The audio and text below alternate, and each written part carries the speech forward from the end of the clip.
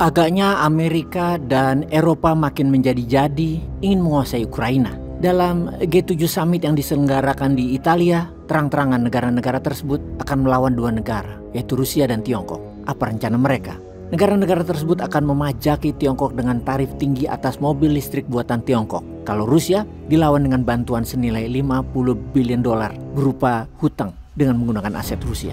Maksudnya bagaimana? Ketika Rusia diembargo dan mendapatkan banyak economic sanction yang dilakukan pihak Barat dan Amerika, maka aset senilai 300 billion milik Rusia dan para oligark pro-Putin di seluruh dunia dibekukan. Oleh keputusan G7, aset tadi senilai 50 billion dipakai uangnya untuk Ukraina dalam statusnya pinjaman untuk membiayai perang.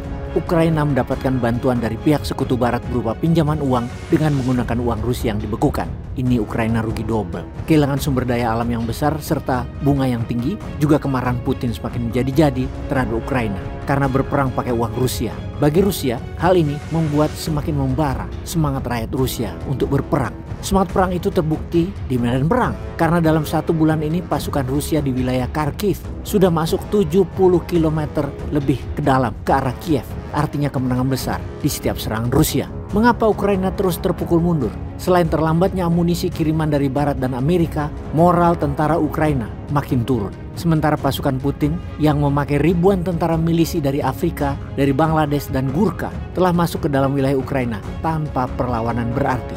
Iya benar, ada 37 private military company di Rusia. Lebih dari 20-nya beroperasi di Ukraina dengan menggunakan banyak pasukan khusus dari berbagai negara. Para tentara bayaran inilah yang menjadi ujung tombak Rusia di Ukraina saat ini. Tentara infanteri Rusia masuk belakangan setelah para tentara bayaran ini masuk. Ditambah lagi kemarin Rusia menyerang menggunakan drone dan misil serta jet fighter secara masif ke arah Kiev, Lviv yang merusak pompa bensin, gudang makanan, gudang senjata Ukraina. Bahkan pesawat tempur Rusia hampir melewati wilayah udara Polandia di mana pesawat jet tempur NATO sudah terbang mengintersep kalau masuk ke wilayah udara negara NATO tersebut. Agaknya Rusia mengambil momen lambatnya senjata dukungan datang ke Ukraina untuk melumpuhkan mental Ukraina. Lalu selain menyerang Ukraina dengan bantuan loan kepada Zelensky, negara Eropa Barat dan Amerika terang-terangan menyerang Tiongkok. Setelah bulan lalu Biden menaikkan tarif pajak impor mobil listrik Tiongkok sampai 100%, maka Uni Eropa akan melakukan hal yang sama.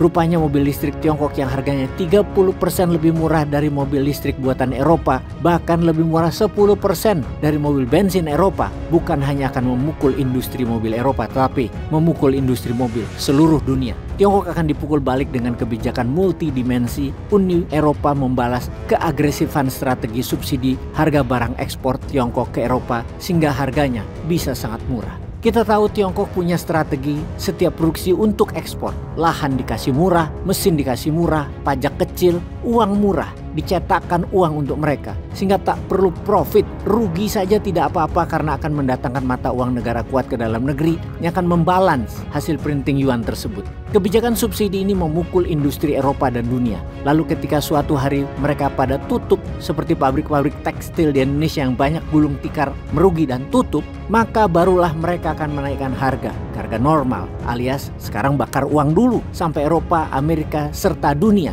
pada rontok. Kebijakan Tiongkok ini oleh pihak Barat dilawan dengan tarif masuk atau pajak impor negara masing-masing tinggi sehingga harga barang Tiongkok jadi tidak murah. Salah satunya dimulai dengan kebijakan mobil listrik Tiongkok, tarifnya dinaikkan hingga tidak murah juga harga mobil tersebut di konsumen. Selain strategi subsidi Tiongkok, pihak G7 juga tidak suka dengan physical confrontation atau mulainya provokasi militer secara fisik yang dilakukan Tiongkok di Laut Natuna Utara dengan konflik terhadap Filipina, Vietnam, Malaysia, dan perbatasan India juga dengan Taiwan, menunjukkan keagresifan Tiongkok setelah keagresifan ekonomi Tiongkok menakutkan dunia Barat. Lalu, apakah Tiongkok diam saja? Apa strateginya? Apakah akan terus menjalin kekuatan dengan Rusia lebih multidimensi? Lalu Indonesia bagaimana? Masih bingung urusan bayar hutang dan cari utangan? Naikkan tax ratio? Atau lagi cari-cari apalagi hak rakyat yang bisa dipajaki ya?